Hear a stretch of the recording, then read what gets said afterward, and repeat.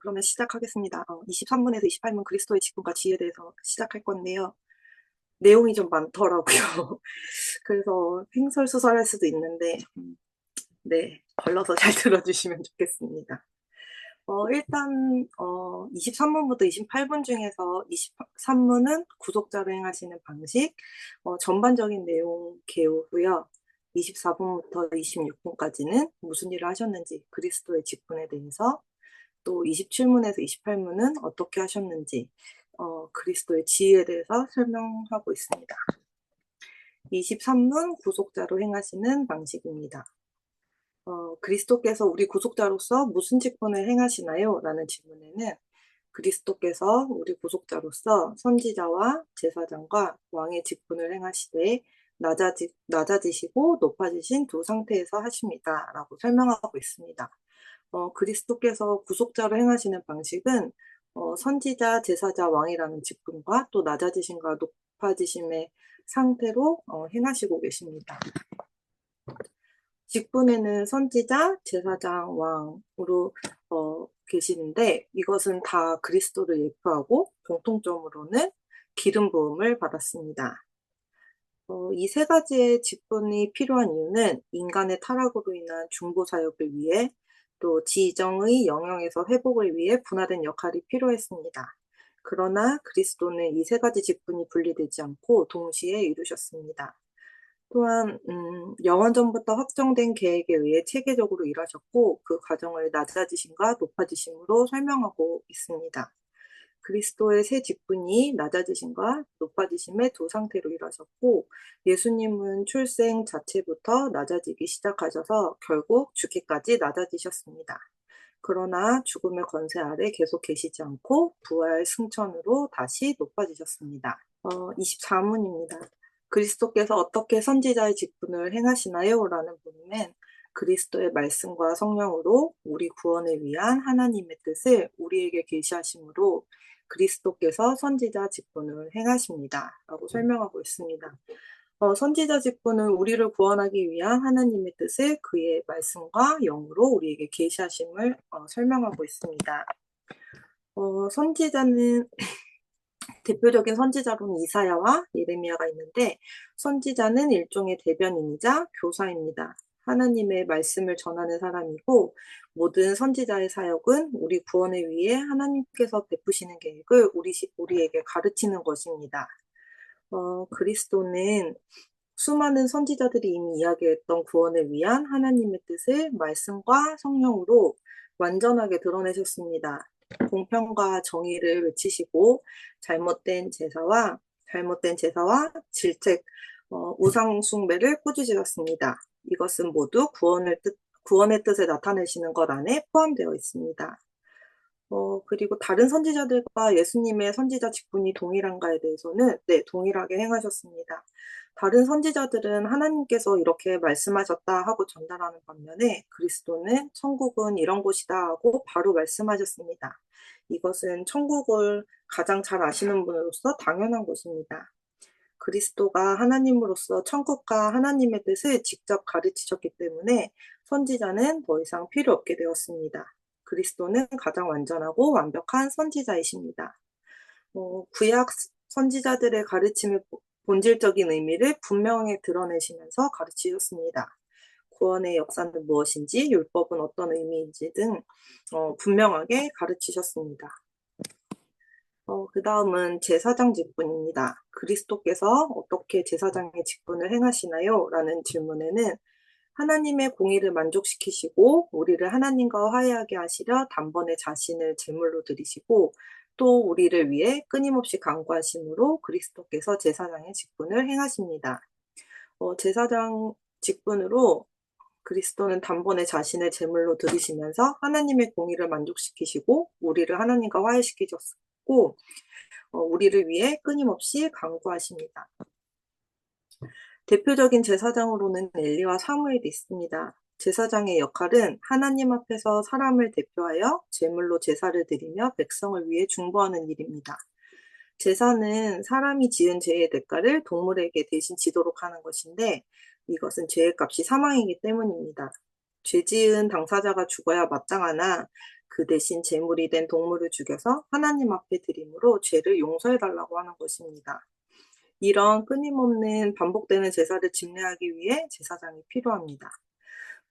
이 제사에는 그리스도가 예표되어 있기 때문에 제사도 의미가 있는 것인데 그리스도의 죽음을 통해서만 모든 인류의 죄 문제를 해결할 수 있습니다. 그래서 하나님 자신이 제물로 오셨고 인간이 죽어 마땅하나 하나님께서 대신 죽으심으로 죽기까지 사랑하신 것입니다. 제사에 담긴 은혜의 성격으로는 끔찍한 피를 흘리는 제도를 통해서 우리에게 죄라는 것이 얼마나 두려운 것인지 알게 하셨고 끊임없이 반복되는 소모적인 것처럼 보이는 제사 행위를 통해 이걸로 완전하지 않다는 체험을 하게 하셔서 예수 그리스도가 죄 문제를 해결할 핵심이라는 것을 더더욱 절감하게 하시는 것입니다. 그래서 우리는 온전한 제사장이신 예수 그리스도를 바라보아야 합니다. 구약과 신약 모두 그리스도가 제사장 직분을 행하시고 그 효과도 동일합니다. 구약에도 그리스도가 제사장직을 행하셨으나 신약과 방식의 차이가 있을 뿐 구약에서는 약속, 예언, 제사, 할례, 유월절 등 여러 가지 표상에 의해 사역하셨습니다. 이것은 모두 앞으로 오실 그리스도를 예표했고 그리스도를 믿는 믿음을 실제로 일으키셨습니다. 그러나 신약 백성에게 주어진 것은 구약의 것보다 훨씬 쉽고 보다 단순하고 다정했습니다. 신약에서나 구약에서나 그리스도가 제사장 직분을 행하시고 효과도 동일합니다. 모두 하나님의 은혜 언약 아래 있습니다. 26문입니다. 그리스도께서 어떻게 왕의 직분을 행하시나요? 라는 질문에는 그리스도께서 왕의 직분을 행하시는 것은 우리를 그분께 복종케 하시고 우리를 다스리시고 보호하시고 그와 우리의 모든 원수를 막고 이기시는 것이라고 설명하고 있습니다. 왕 직분으로 그리스도는 우리를 그분께 복종하게 하셨고 우리를 다스리시며 보호하시고 그와 우리의 모든 원수를 막아 이기셨습니다. 대표적인 왕으로는 다윗, 솔로몬, 히스기야가 있습니다. 그리스도는 왕위 시대에 세상의 왕직에 제한되지 않고 초월하여 그 위에 있는 나라, 교회를 세우셨습니다. 택함받은 백성들의 마음과 삶 속에 구원의 은혜를 베푸시고 순종하게 하셨습니다. 우리의 죄를 고치시고 수많은 유혹으로부터 지키시고 보호하셨습니다. 그리고 끝까지 고난을 인내하도록 하셨습니다. 그리스도의 다스림으로는 성도는 세상 법을 초월하여 우리를 다스리시는 그리스도의 명령을 지키며 사는 사람인데, 교회로서는 교회의 건의와 질서, 교회가 수행하는 사역들로 나타납니다. 교회의 사역자들을 임명하시고 계명과 권징이라는 수단을 주셔서 교회를 다스리게 하셨습니다. 그러므로 교회 사역자들에게 주신 권위를 인정하며 순종하는 것은 당연합니다.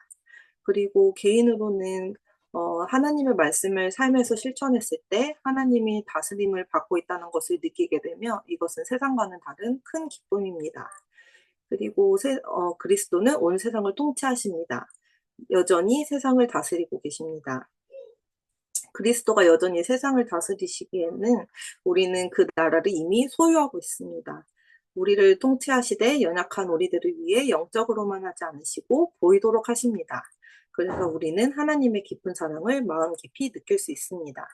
구약시대 성도들과 신약시대 지금 우리를 비교하면 구약은 선지자, 제사자, 왕은 앞으로 오실 예수 그리스도를 예표하였습니다.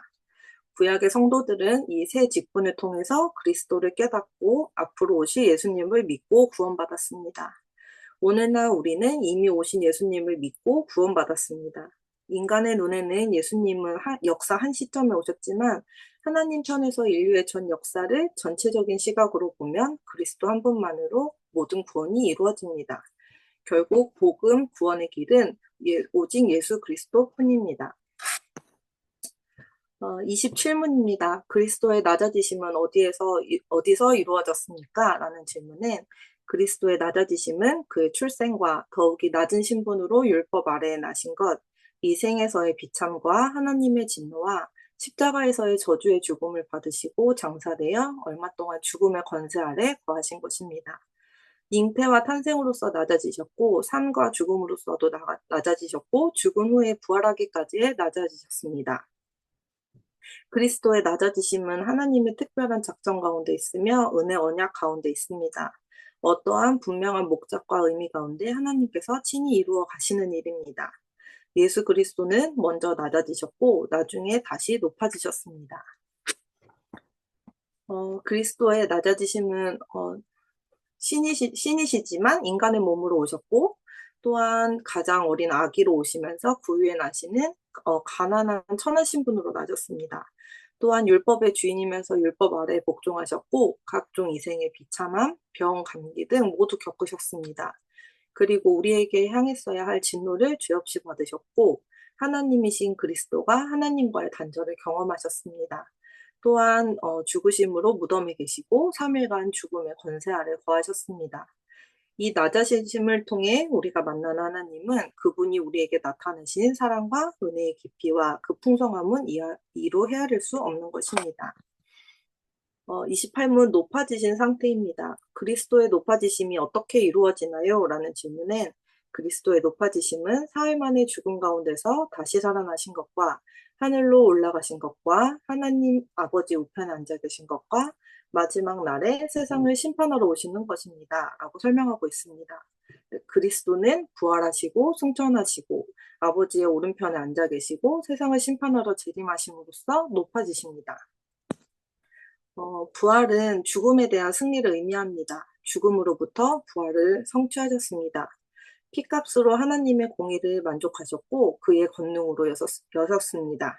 육체의 부활은 영과 육을 가진 인간은 완전한 하나님이자 완전한 인간이신 그리스도의 부활로 인해 죽음의 권세로부터 해방되었습니다.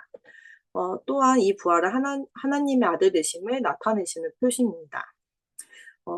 높아지심의 시작이고 이것은 전에 하나님 아버지와 함께 가졌던 영광을 다시 취하셨습니다.